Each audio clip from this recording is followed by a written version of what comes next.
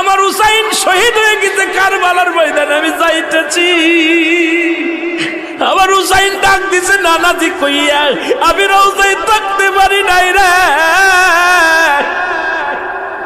আমি হুসাইনের দেখার জন্য নবীজি রওজা থেকে উঠা গেছি।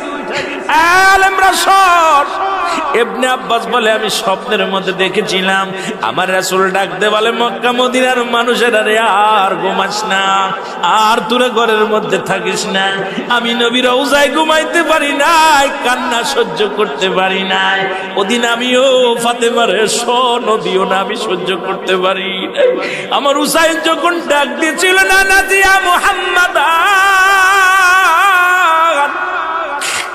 মুহাম্মাদান করে যেদিন ডাক দিয়েছিল রে, সেদিন আমি নবী রওজা থেকে পাগলের মতো উঠে কারবালা পর্যন্ত চলে গিয়েছিলাম।